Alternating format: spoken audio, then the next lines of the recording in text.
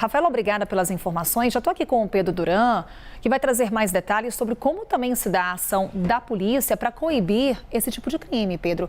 Que quando a gente olha para o Rio de Janeiro, eles acontecem em regiões específicas ali do estado do Rio. Exatamente. A gente tem um pouco desses registros pelo Instituto de Segurança Pública do Rio de Janeiro. Conversei com eles para poder coletar alguns dados importantes sobre isso. Eles têm um dossiê sobre roubo de cargas, que balizou toda a estratégia nos últimos anos de como é que a polícia pode atuar. Então, quero começar mostrando esses dados. Vamos ver, então, a primeira imagem, o primeiro ilustra, para a gente poder mostrar um pouco desses dados já regionalizados. Então, aqui, essa parte colorida do mapa é o estado do Rio de Janeiro.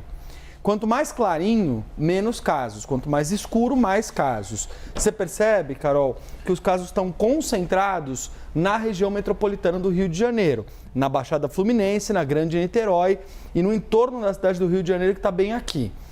E isso acontece porque boa parte dessas cargas, por mais que ela atravesse o estado, ela vem às vezes de cima, atravessa por aqui, vem da BR-101, pela Dutra, é na região metropolitana onde estão concentrados os maiores locais que você tem tráfico e milícia, que esse roubo acontece, porque essa carga roubada é revendida também ali, né?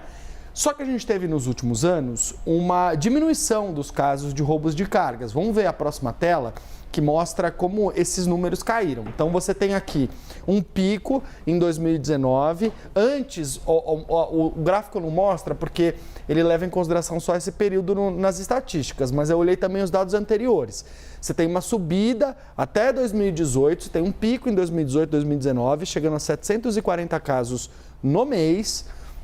E aí você tem uma queda significativa, com uma mínima no final de 2023 e início de 2024, com mais ou menos 130 casos. Hoje, esse patamar está em 220, 250 casos por mês. E Pedro, o que explica essa trajetória?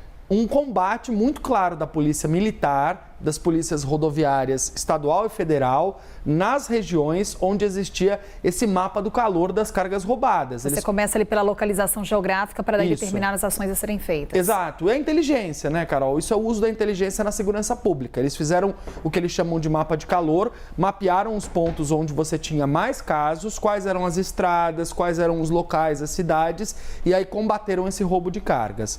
Hoje, quais são os principais itens roubados? As cargas mais visadas pelos criminosos. Vamos ver a nossa arte que mostra o que os criminosos acabam privilegiando na hora de programar esses crimes, esses furtos, esses roubos. Então, gêneros alimentícios continuam sendo o principal item de roubo de cargas. Os gêneros alimentícios é muito comum, para quem não é do Rio de Janeiro, é bom a gente explicar. Esse é o tipo de roubo de carga roubada que você mais encontra nas ruas do Rio de Janeiro sendo vendida. Então, por exemplo, Duque de Caxias, que é uma das cidades ali da região metropolitana, que você tem na Baixada Fluminense, enfim, que você tem um fluxo muito grande de venda de roubo de cargas. Você tem em algumas praças bancas montadas que eles colocam biscoitos, até carne perecível, produtos que são vendidos a preço muito mais barato porque são roubados desses caminhões. Da mesma forma, em áreas dominadas pelo tráfico e pela milícia, em algumas comunidades do Rio de Janeiro, e aí eu presenciei algumas cenas, conversei com moradores, você também vê gêneros alimentícios sendo vendidos com facilidade, porque são produtos de valores mais baixos, são mais fáceis de serem vendidos e são ali de primeira necessidade das pessoas. Seguindo rapidamente por aqui, você tem as cargas de cigarros, que também são bastante roubadas, para além da falsificação, você ainda tem um outro problema para essa indústria, que é o roubo de cargas. Você tem as bebidas também, que tem um bom valor para os bandidos quando elas são comercializadas, porque é o tipo da carga que você pode vender em qualquer lugar, então eles acabam privilegiando elas. Cosméticos e aqui remédios, que são cargas não perecíveis, então elas também são bastante roubadas no Rio de Janeiro.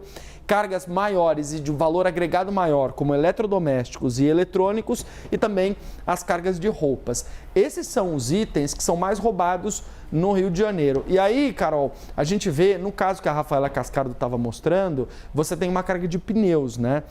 E há muito roubo de combustível também. Qual que é a diferença? Por que este tipo de carga não entra nessa estatística? porque são cargas muito mais difíceis de você comercializar.